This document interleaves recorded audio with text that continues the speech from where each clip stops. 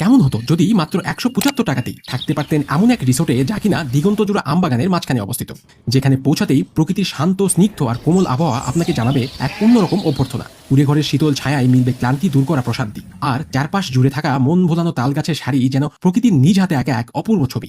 সেই শহরের কোলাহল ভুলে কিছুটা সময় কাটাতে চাইলে বাংলাদেশের বুকে লুকিয়ে থাকা এই অফবিট রিসোর্ট হতে পারে আপনার জন্য এক দারুণ গন্তব্য। কোথায় এই রিসোর্ট, কিভাবে যাবেন, কত খরচ হবে, আর সেখানে গিয়ে কি কি দেখতেন, সবকিছু নিয়েই থাকছে আজকের গল্প।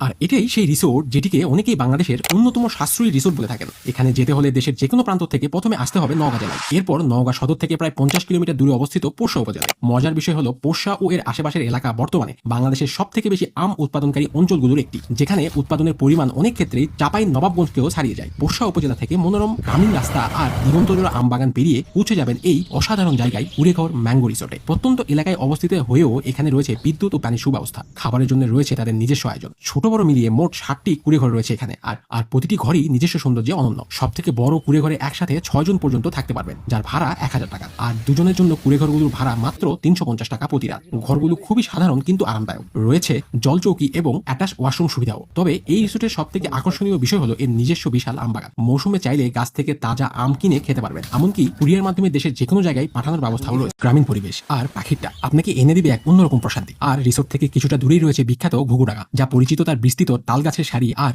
মনোমুগ্ধকর প্রাকৃতিক সৌন্দর্যের জন্য।